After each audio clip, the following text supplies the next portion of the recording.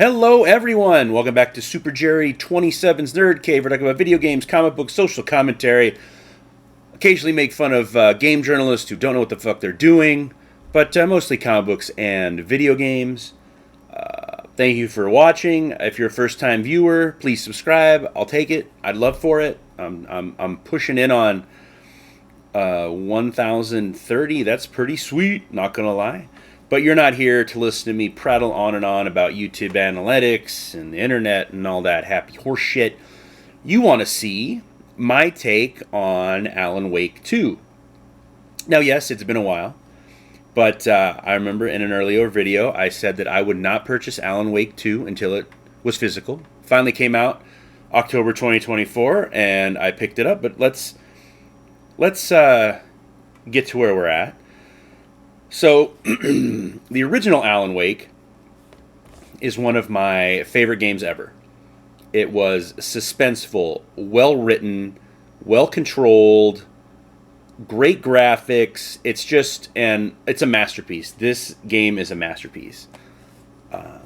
And I enjoy, a lot of people don't, but the two little add-ons, what are they called? I don't remember. The two little, like American Nightmare, those were fun as well. But they just did not stack up to the originalness that was Alan Wake. And Remedy is, continued to grow. We had Quantum Break, which is a fun shooter with Iceman from X-Men. We had Jess Faden's story, right? Jesse Faden? Yeah. Her story in Control, which is an amazing game. I remember I was like, why did this win Game of the Year when the video game awards actually mattered? And then I played this fucking thing, and whoo! And then finally, to Alan Wake 2.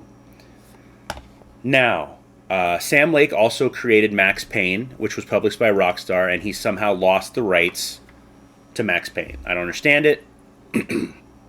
But in Alan Wake 2, you can see what he's trying to do. So, all these worlds are connected. Like, he has made a universe, sadly without Max Payne, but I think it'd be cool if he could somehow get the rights back to Max Payne, and throw it into this world that he has created. I don't know, Remedy verse or whatever. Sam Lake verse. But Alan Wake 2 takes place 13 years after the first Alan Wake. So in-game it's been 13 years, and in real life it's been 13 years. You play as two characters. You play as Alan Wake, and you play as Saga. Fuck, I forgot her last name. Saga. I don't remember her last name, but her first name is Saga. And then there are side characters. One of them is played by Sam Lake, which is fucking sweet. And you can kind of tell that he wants that character. I'm hoping he's going to kind of turn that character into the next Max Payne, bullet time and everything. But that's the premise of the story. So it's been 13 years. Saga is an FBI agent, and her and Sam Lake come to Bright Falls to see a murder. A ritual murder, which is why they're there. So they're FBI, and they're investigating it. And while they're investigating it, Alan Wake falls out of the fucking water, out of Cauldron Lake. And then that's where the story begins. You can play as two branching paths. You can play as Saga Anderson. Last name's Anderson. You can play as Saga Anderson, and you can play as Alan Wake. I chose Saga's part first, kind of just to get through it. Like, the game is beautiful. It is well written, it controls well, and it is a graphic masterpiece. It's amazing. Things I don't like. So you're an FBI agent, you have these powers as Saga Anderson, and so you go into your mind palace, which he kind of stole from Sherlock Holmes, and that's where you can look at the case board, your maps, do criminal profiling, read manuscripts, watch TV, whole bunch of things. But the most important thing is the profiling and the case board, because that's how you move along in the story. If you don't find a certain piece of evidence, you cannot continue in the story, and that's very annoying, because you got to stand there. It breaks up the gameplay, and you're standing there and you're putting little pieces of things on a wall, like the crazy dude in Not Always Sunny, or Always Sunny in Philadelphia, whatever, Charlie Day.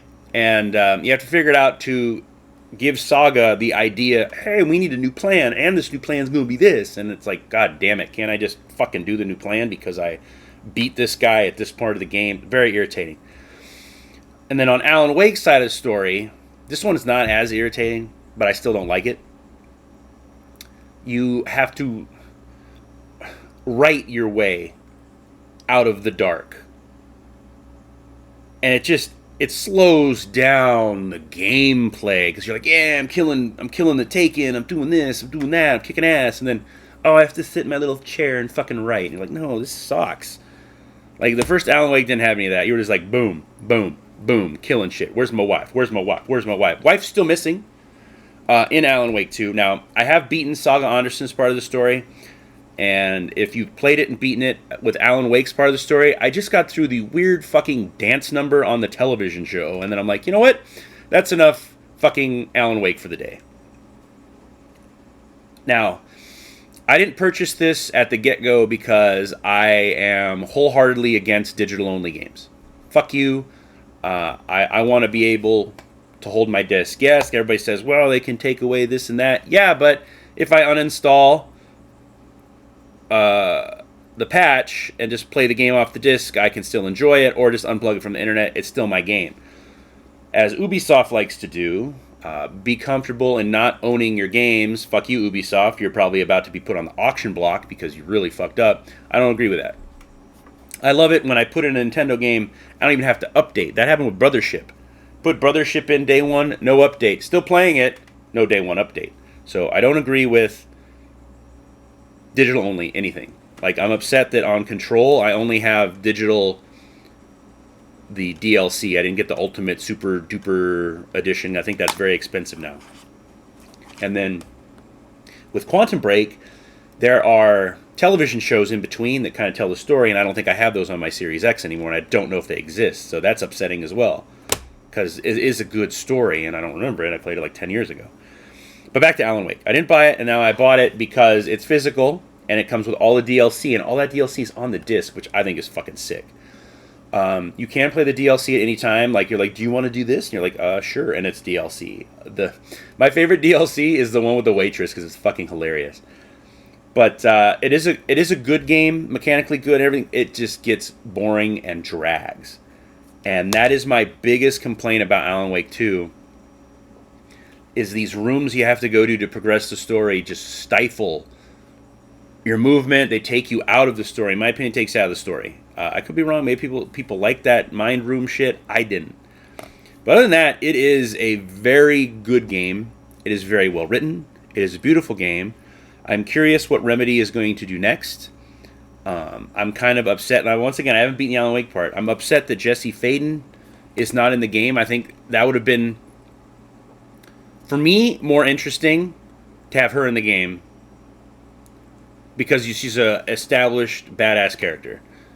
But I mean, I haven't played the DLC on this yet because I can't find it in the game. So I don't know if something happens to her, because they keep talking about the AWE event, and I don't know, because one of the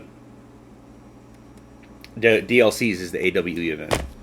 So yes, but if you like horror, which one? I would prefer you play this one because this one's badass. But this one does come with a copy of Alan Wake 1. Like, you have to download it, but you get a copy of Alan Wake Remastered, so it's kind of worth the $80 price tag. You get 2 games, all the DLC. This was on sale for Black Friday. If you picked it up, smart on you. I didn't, because I thought this was going to be hard to find and very limited, just because of how it was. But I have it. I'm probably going to beat it today. And let me know in the comments if you played it, if you enjoyed it. Did you wait till it was physical? Did you just not do it because you thought it was going to be a bait and switch with Saga Anderson instead of Alan Wake? Let me know. I will know in the comments. But it is a good game. Sam Lake, if you ever watch this, which I doubt you will, with my paltry 100 views video, take out that mind palace shit and get rid of any advisors that are not part of Remedy. Get rid of those consultants. You don't need them. Thank you all. Like, comment, share, and subscribe, and I'll see y'all soon in another video.